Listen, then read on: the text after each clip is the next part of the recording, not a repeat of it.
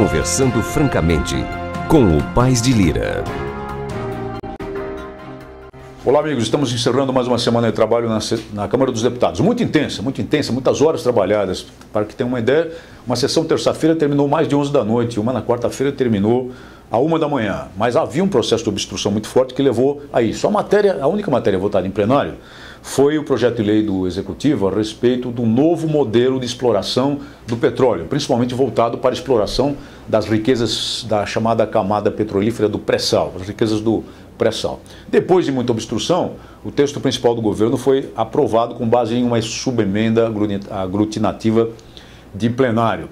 Votei contra, e digo por quê. Votei contra e declarei meu voto não. Porque o novo modelo é lesivo aos interesses do Estado de São Paulo. É lesivo aos interesses do Estado de São Paulo no que toca a participação de royalties. Eu tinha feito um discurso anteriormente, quando surgiram os projetos de lei, quando chegaram os projetos de lei, dizendo que eu partilharia, que eu estaria com o modelo de partilha, que é proposto pelo governo, em substituição ao modelo de concessão.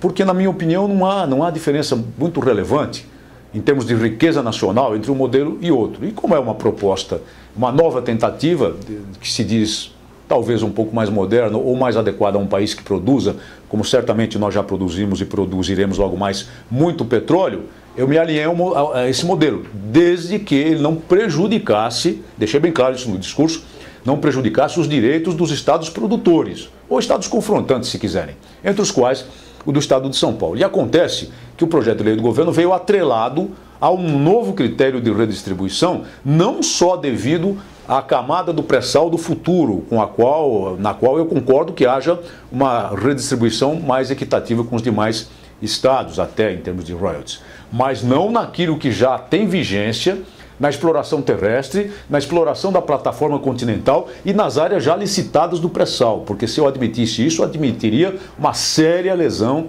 aos interesses do povo paulista, que eu represento prioritariamente. Sou um dos 70 que o representam.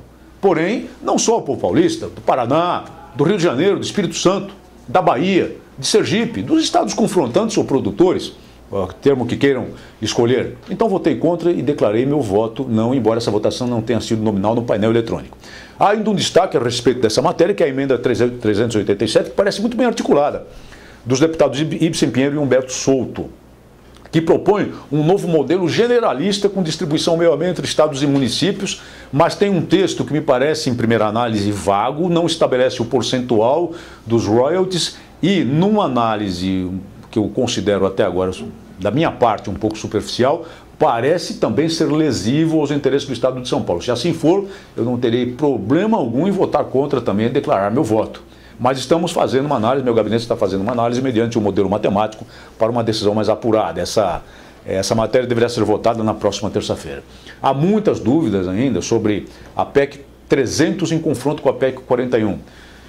Os caros amigos policiais militares especialmente têm muito material para consultar a esse respeito no meu blog. Tem material escrito, tem material de texto, não é?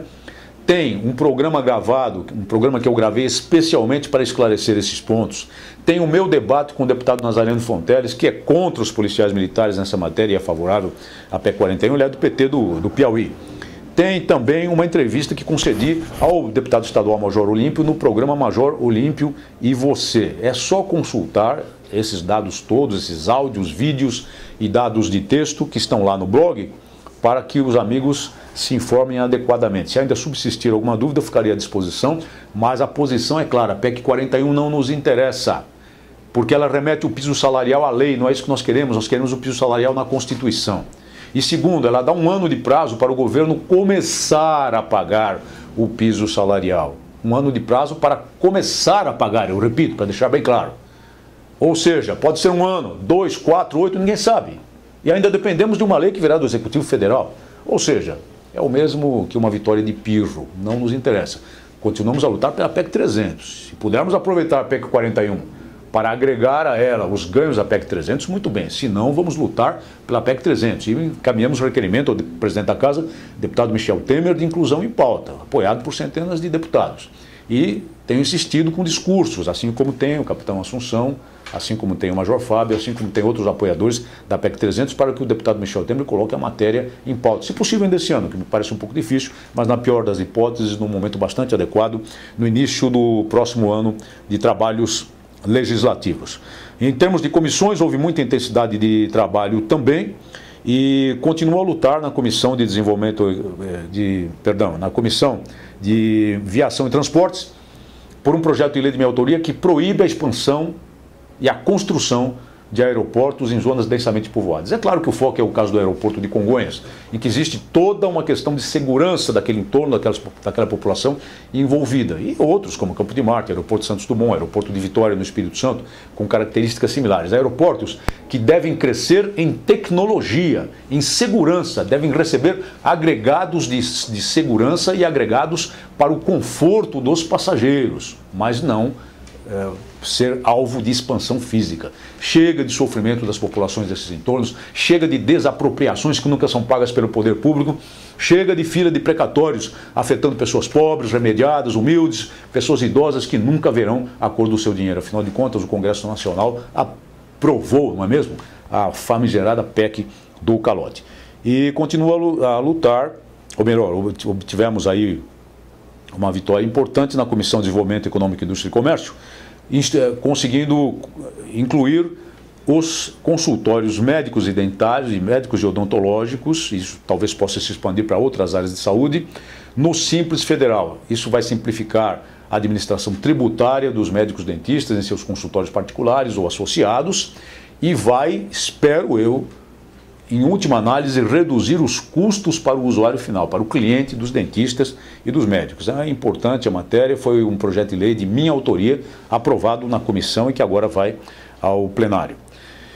Foi instalada a CPMI mista do Movimento dos Trabalhadores Rurais Sem Terra, a famosa CPI do MST, que eu espero que faça uma radiografia em profundidade dessa organização criminosa pseudo-social conhecida por MSTS, que promove tantas tropelias, tantos estragos, danos, prejuízos e até homicídios pelo nosso sofrido Brasil. Falei da tribuna a respeito da violência das torcidas organizadas lá no Paraná, que não é nada mais do que aquilo que acontecia em 1994, 5, 6 em São Paulo, e que nós contivemos com a atuação agregada, com a atuação conjunta da Polícia Militar, responsável pela preservação da ordem pública, e do Ministério Público Fiscal da Lei. Contivemos aquelas verdadeiras gangues e hoje o problema em São Paulo realmente é residual. Mas parece que outros estados do Brasil ainda não aprenderam. Seguramente aquelas cenas de selvageria do estádio Couto Pereira foram promovidas por torcidas organizadas. Está na hora, portanto, da Polícia Militar, do Ministério Público do Paraná atuarem conjuntamente para resolver essa questão e de todos os estados brasileiros utilizando todos os dispositivos legais, incluindo até o Estatuto do Torcedor. Falei também sobre a crise no governo do Distrito Federal e o cuidado para que o foco não se desvie contra a Polícia Militar. Os facínoras nessa história são os líderes políticos que enodoaram seus mandatos. Então esses sejam caçados, sejam execrados pela opinião pública. Mas se a Polícia Militar do Distrito Federal, no seu munus constitucional de preservar a ordem pública, promove a liberação de uma via pública ilegalmente bloqueada por manifestantes que se tinham tornado uma turba, ela não fez mais do que cumprir com seu dever. A TV explorou uma determinada mensagem que envolve um cavalariano e um manifestante naquela malta, já tinha se tornado uma malta, não era mais uma multidão. Mas essa imagem não deslustra, embora possa ser considerada de um certo emprego excessivo de força, não deslustra o padrão da operação da Polícia Militar, que foi tranquilo, que foi correto, que foi muito bem planejado e que, se houvesse realmente disposição pacífica dos manifestantes, não teria chegado a essa necessidade de emprego de força.